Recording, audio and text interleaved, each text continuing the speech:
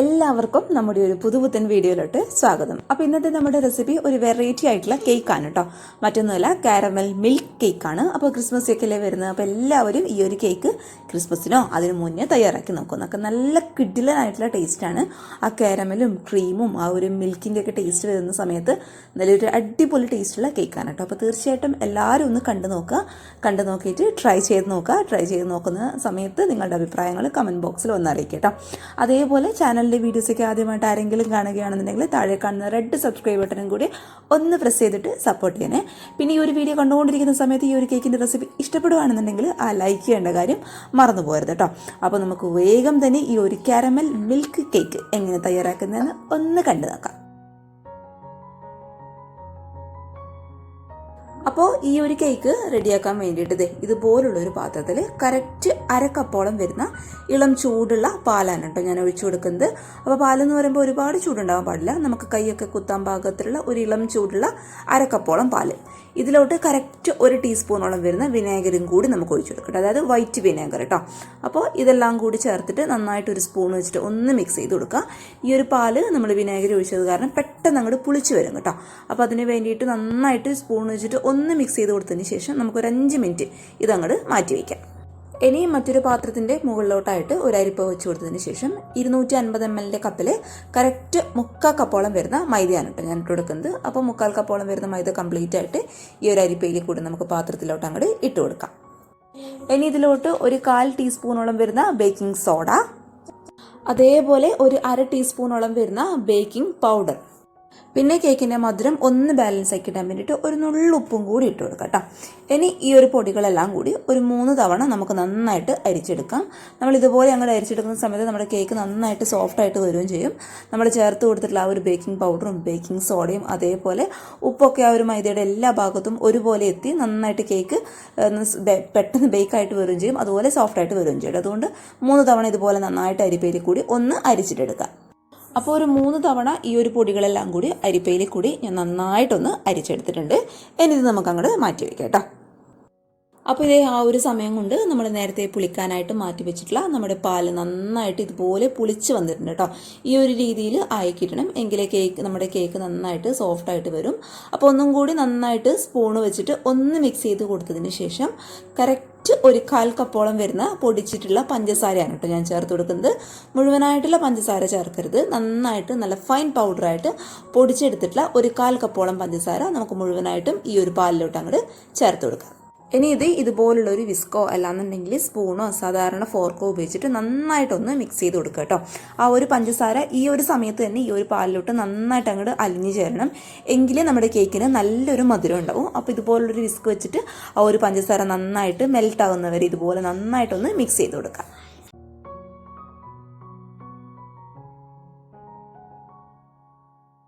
നമ്മൾ ചേർത്ത് കൊടുത്തിട്ടുള്ള പഞ്ചസാര നന്നായിട്ട് ഇതിലോട്ടൊന്ന് മിക്സ് ആയെന്ന് തോന്നിക്കഴിഞ്ഞാൽ പിന്നെ നമ്മൾ ഇതിലോട്ട് ചേർത്ത് കൊടുക്കാൻ വേണ്ടിയിട്ട് പോകുന്നത് കറക്റ്റ് 3 ടേബിൾ സ്പൂണോളം വരുന്ന ഓയിലാണ് കേട്ടോ. അപ്പോൾ ഫ്ലേവർ ഇല്ലാത്ത ഏത് ഓയിൽ വേണമെങ്കിലും ഉപയോഗിക്കാം, വെളിച്ചെണ്ണ ഒന്നും എടുത്ത് ഉപയോഗിക്കേണ്ട. കറക്റ്റ് 3 ടേബിൾ സ്പൂണോളം വരുന്ന ഏതെങ്കിലും ഒരു ഓയിലും കൂടി ചേർത്തിട്ട് നന്നായിട്ട് ഇതുപോലെ ഒരു വിസ്ക് ഉപയോഗിച്ചിട്ട് വീണ്ടും ഒന്ന് മിക്സ് ചെയ്ത് കൊടുക്കാം.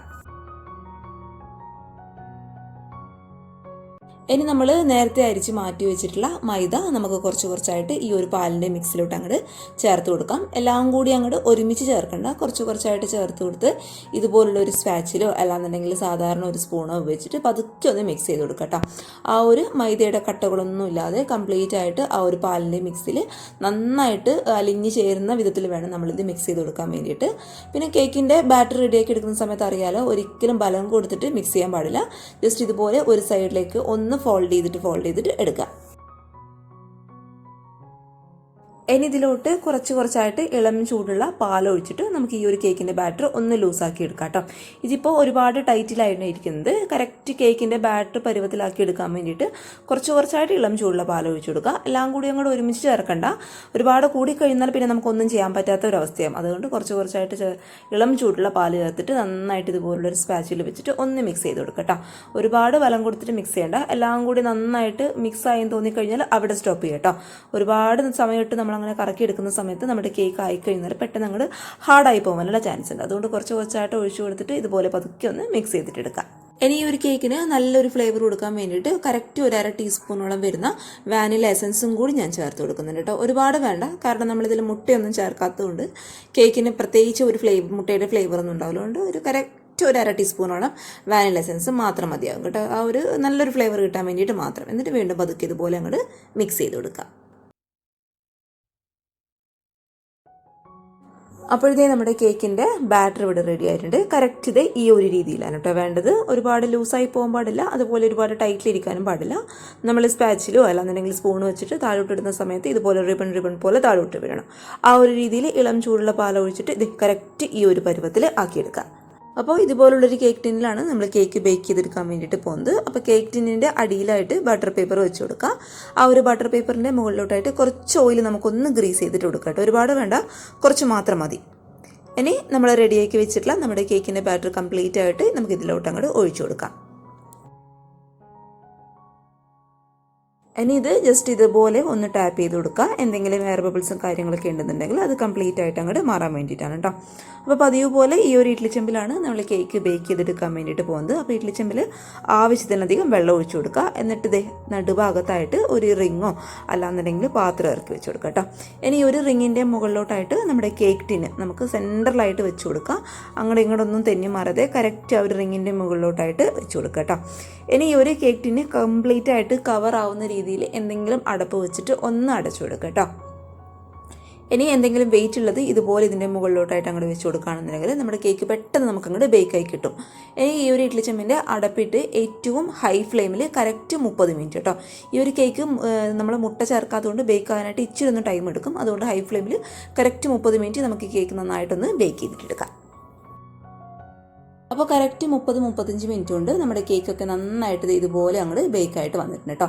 പിന്നെ നമ്മൾ മുട്ട ചേർക്കുന്ന ആ ഒരു പെർഫെക്ഷൻ എന്തായാലും നമ്മൾ മുട്ട ചേർക്കാത്ത കേക്കിൽ കിട്ടില്ല. കറക്റ്റ് ഇത് ഈ ഒരു രീതിയിൽ നന്നായിട്ട് സോഫ്റ്റായിട്ട് തന്നെ കിട്ടിയിട്ടുണ്ട്. അപ്പോൾ ആ ഒരു കാര്യത്തിലൊന്നും ടെൻഷൻ അടിക്കേണ്ട ആവശ്യമില്ല കേട്ടോ.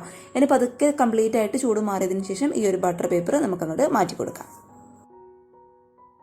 ഇനി നമുക്ക് ഈ ഒരു കേക്ക് വെറ്റ് ചെയ്യാനുള്ള മിൽക്ക് മിക്സ് ഒന്ന് റെഡിയാക്കി എടുക്കണം. അതിനായിട്ട് ഇത് ഒരു 1/4 കപ്പോളം വരുന്ന നല്ല തണുത്തിട്ടുള്ള പാല് നമുക്കൊരു പാത്രത്തിലോട്ട് മുഴുവനായിട്ട് അങ്ങോട്ട് ഒഴിച്ചു കൊടുക്കാം.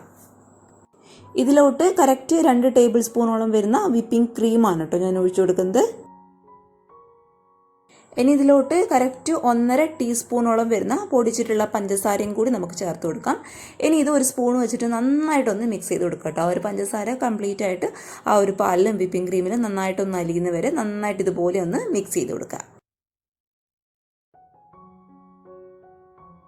ഇനി നമ്മൾ കേക്ക് ബേക്ക് ചെയ്തെടുത്തിട്ടുള്ള അതേ ഒരു കേക്ക് ടിന്നിൽ തന്നെ 2 ലെയറായിട്ടുള്ള ബട്ടർ പേപ്പറാണ് കേട്ടോ ഞാൻ വെച്ച് കൊടുക്കുന്നത്. അത് നമ്മൾ എന്തിനാണ് ചെയ്യുന്നതെന്ന് വെച്ചാൽ നമ്മൾ കേക്ക് ഇതിലോട്ടിട്ട് വെറ്റ് ചെയ്ത് എടുത്തതിന് ശേഷം നമുക്കിതുപോലെ അങ്ങോട്ട് പൊക്കിയെടുക്കണം.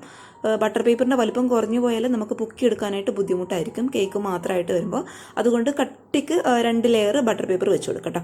അതിനുശേഷം നമ്മൾ റെഡിയാക്കി വെച്ചിട്ടുള്ള നമ്മുടെ കേക്ക് നമുക്കിതിലോട്ട് പതുക്കെ അങ്ങോട്ട് ഇറക്കി വെച്ച് കൊടുക്കാം. ഇനി ഇതുപോലുള്ളൊരു സ്പൂണിൻ്റെ ബാക്ക് സൈഡോ അല്ലാന്നുണ്ടെങ്കിൽ കത്തിയോ ഫോർക്കോ ഉപയോഗിച്ചിട്ട് ഈ കേക്കിൽ നിറയെ ഹോൾസ് ഇട്ട് കൊടുക്കുക കേട്ടോ. നമ്മളിതിലോട്ട് മിൽക്കിൻ്റെ ആ ഒരു മിക്സ് ഒഴിക്കുന്ന സമയത്ത് കംപ്ലീറ്റ് ആയിട്ട് ആ ഒരു കേക്ക് അങ്ങോട്ട് അബ്സോർബ് ചെയ്യാൻ വേണ്ടിയിട്ടാണ് നമ്മളിതുപോലെ അങ്ങോട്ട് ഹോൾസ് ഇട്ട് കൊടുക്കുന്നത്.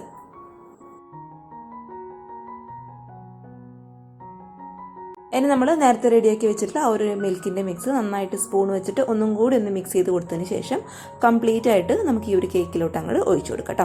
ഇങ്ങനെ കാണുന്ന സമയത്ത് നിങ്ങൾക്ക് പേടി തോന്നും, അയ്യോ ഇത് കംപ്ലീറ്റ് ആയിട്ട് ഈ ഒരു കേക്ക് ഡ്രിങ്ക് ചെയ്യുമെന്നുള്ള ഒരു ടെൻഷനൊക്കെ ഉണ്ടാവും. അതൊന്നും കുഴപ്പമില്ല കേട്ടോ. നമ്മൾ റെഡിയാക്കി വെച്ചിട്ടുള്ള ആ ഒരു കേക്കിൻ്റെ ആ ഒരു മിൽക്കിൻ്റെ മിക്സ് കംപ്ലീറ്റ് ആയിട്ട് ഈ ഒരു കേക്കിലോട്ട് അങ്ങോട്ട് ഒഴിച്ചു കൊടുക്കാം കേട്ടോ.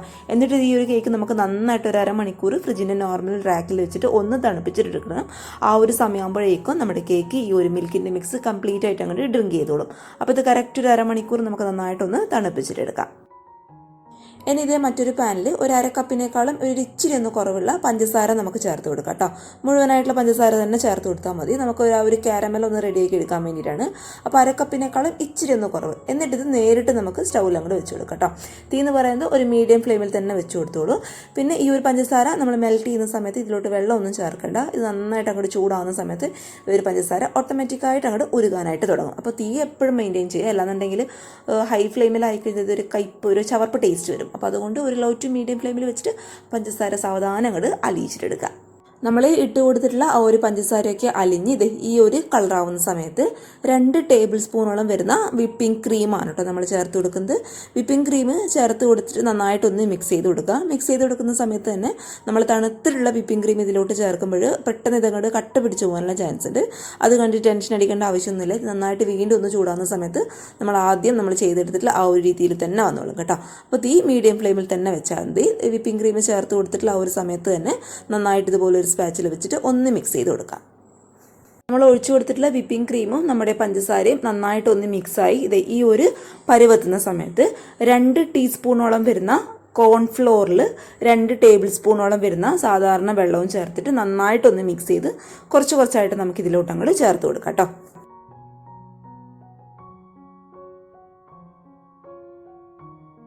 അപ്പോൾ ഇതേ കറക്റ്റ് ഈ ഒരു രീതിയിലായി കിട്ടുന്ന സമയത്ത് നമുക്ക് പതുക്കെ സ്റ്റൗ ഓഫ് ചെയ്ത് ഈ ഒരു ഷുഗർ കാരമൽ കംപ്ലീറ്റ് ആയിട്ട് ചൂടാറാനായിട്ട് അങ്ങോട്ട് മാറ്റി വയ്ക്കാം. അപ്പോൾ ആ ഒരു സമയം കൊണ്ട് നമ്മൾ നേരത്തെ മിൽക്ക് മിക്സ് ഒഴിച്ച് വെച്ചിട്ടുള്ള ആ ഒരു കേക്കൊക്കെ നന്നായിട്ട് വെറ്റായിട്ട് ഇതുപോലെ അങ്ങോട്ട് ഇരിപ്പുണ്ട്. ഇനി ഒരു ബട്ടർ പേപ്പർ അടക്കം പതുക്കെ ഒന്ന് പൊക്കിയെടുത്ത് ഈ ഒരു കേക്കിൽ നിന്ന് നമുക്ക് ഈ ഒരു ബട്ടർ പേപ്പർ പതുക്കെ അങ്ങോട്ട് സെപ്പറേറ്റ് ചെയ്തിട്ടെടുക്കാം. ഇനി ഇതേ കുറച്ച് വിപ്പിംഗ് ക്രീം ഞാനൊന്ന് ബീറ്റ് ചെയ്തെടുത്തതിന് ശേഷം ഈ ഒരു കേക്കിൻ്റെ മുകളിലോട്ടായിട്ട് ഇതുപോലെ ഒരു കാർഡ് വെച്ചിട്ട് നന്നായിട്ടൊന്ന് അപ്ലൈ ചെയ്തിട്ട് കൊടുക്കാൻ കേട്ടോ. വിപ്പിംഗ് ക്രീം ഒന്നും ബീറ്റ് ചെയ്തിട്ടുള്ളത് ഞാൻ ഈ ഒരു വീഡിയോയിൽ കാണിച്ചിട്ടില്ല, കാരണം എല്ലാവർക്കും അറിയുന്നത് തന്നെയാണ്. മുന്നേ ഒരുപാട് വീഡിയോയിൽ നമ്മൾ വിപ്പിംഗ് ക്രീം ഇങ്ങനെ ബീറ്റ് ചെയ്തെന്ന് ഓൾറെഡി ഇട്ടിട്ടുണ്ട് കേട്ടോ. അപ്പോൾ ഇതുപോലെ നന്നായിട്ട് ഒന്ന് ബീറ്റ് ചെയ്തെടുത്തതിന് ശേഷം നമുക്ക് ഈ ഒരു കേക്കിൻ്റെ മുകളിലോട്ട് ഇതുപോലുള്ളൊരു കാർഡ് വെച്ചിട്ട് നന്നായിട്ട് അങ്ങോട്ട് അപ്ലൈ ചെയ്തിട്ട് കൊടുക്കാം. അപ്പോൾ നന്നായിട്ട് ഇതുപോലെ ഒന്ന് അപ്ലൈ ചെയ്ത് കൊടുത്തതിന് ശേഷം നമ്മൾ നേരത്തെ റെഡിയാക്കി വെച്ചിട്ടുള്ള നമ്മുടെ ഷുഗർ കാരമൽ ഉണ്ടല്ലോ, അത് നന്നായിട്ട് തണുത്തിട്ട് വേണം നമ്മൾ ഇതിൻ്റെ മുകളിലോട്ടായിട്ട് അങ്ങോട്ട് ഒഴിച്ചു കൊടുക്കാൻ വേണ്ടിയിട്ട് കേട്ടോ. അപ്പോൾ ഇതുപോലെ അങ്ങോട്ട് ഒഴിച്ചു കൊടുക്കുക. നമ്മൾ പ്രത്യേകം ശ്രദ്ധിക്കേണ്ട ഒരു കാര്യം എന്താണെന്ന് വെച്ചാൽ നമ്മൾ ഷുഗർ കാരമൽ ഉണ്ടാക്കിയെടുക്കുന്ന സമയത്ത് നമ്മൾ ലാസ്റ്റ് കോൺഫ്ലോർ ചേർത്ത് കൊടുത്തല്ലോ, ആ ഒരു സ്റ്റെപ്പ് സ്കിപ്പ് ചെയ്യാതെ ചെയ്യുക കേട്ടോ. അല്ലാന്നുണ്ടെങ്കിൽ നമ്മൾ ഡയറക്റ്റായിട്ട് ഷുഗർ സിറപ്പ് നമ്മുടെ ഷുഗർ കാരമൽ ഇതിലോട്ട് ഒഴിച്ചു കൊടുക്കുന്ന സമയത്ത് എല്ലാം കൂടി അങ്ങോട്ട് വെള്ളം പോലെ ഒലിച്ചു പോകും. അപ്പോൾ ആ ഒരു തിക്നെസ് കിട്ടാൻ വേണ്ടിയിട്ടാണ് നമ്മൾ ലാസ്റ്റ് ടൈമിൽ ഇതിലോട്ട് കോൺഫ്ലോർ ചേർത്ത് കൊടുക്കുന്നത് കേട്ടോ. അപ്പോൾ ഷുഗർ സിറപ്പ് കംപ്ലീറ്റ് ആയിട്ട് ഇതിലോട്ട് അങ്ങോട്ട് ഒഴിച്ചു കൊടുത്തതിന് ശേഷം ഇതിൻ്റെ മുകളിൽ വിപ്പിംഗ് ക്രീം വെച്ചിട്ട് ചെറുതായിട്ട് ഞാനൊന്ന് ഡിസൈൻ ചെയ്ത് കൊടുക്കുന്നുണ്ട്. അപ്പോൾ ഡിസൈനൊക്കെ നിങ്ങളുടെ ഇഷ്ടം പോലെയാണ്, നിങ്ങൾക്ക് ഇഷ്ടത്തിനനുസരിച്ചിട്ട് ഡിസൈൻ ചെയ്യുക. അപ്പോൾ ലാസ്റ്റുള്ള ഒരു വിപ്പിംഗ് ക്രീം കുറച്ചൊന്ന് ബാക്കിയുണ്ടായിരുന്നു, അതൊരു പൈപ്പിംഗ് ബാഗിലോട്ട് മാറ്റി കൊടുത്തതിന് ശേഷം ചെറുതായിട്ടൊന്ന് ഡിസൈൻ കൊടുക്കാം.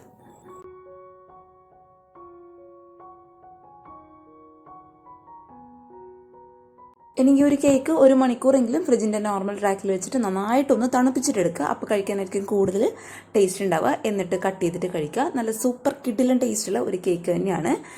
എന്താ പറയുക, ആ ഒരു കാരമലിൻ്റെയും അതേപോലെ ആ ഒരു വിപ്പിംഗ് ക്രീമിൻ്റെയും നമ്മുടെ മിൽക്കിൽ മിക്സ് ചെയ്തിട്ടുള്ള ആ ഒരു കേക്കൊക്കെ എല്ലാം കൂടി അങ്ങോട്ട് ഒരുമിച്ച് കഴിക്കുമ്പോഴുണ്ടാകുന്ന ആ ഒരു ടേസ്റ്റ് ഉണ്ടല്ലോ, അത്ര ടേസ്റ്റാണ് കേട്ടോ ഈ ഒരു കേക്ക് കഴിക്കാൻ വേണ്ടിയിട്ട്. പിന്നെ ഈ ഒരു കാരമൽ ഷുഗർ കാരമലിന് നമ്മൾ സാധാരണ ചെയ്യുന്ന പോലെ ഒരു കയ്പ് ടേസ്റ്റോ ഒന്നുമില്ല. കറക്റ്റ് ആ ഒരു സ്റ്റെപ്പിൽ തന്നെ കംപ്ലീറ്റ് ആയിട്ട് അങ്ങോട്ട് ഫോളോ ചെയ്യുക കേട്ടോ. ഒരു കയ്പും ഉണ്ടാവില്ല, ആ ഒരു ചവർപ്പ് ടേസ്റ്റ് ഒന്നുമില്ല. അതിന് വേണ്ടിയിട്ട് നമ്മൾ വിപ്പിംഗ് ക്രീമൊക്കെ ഇതിലോട്ട് ചേർത്ത് കൊടുക്കുന്നത്.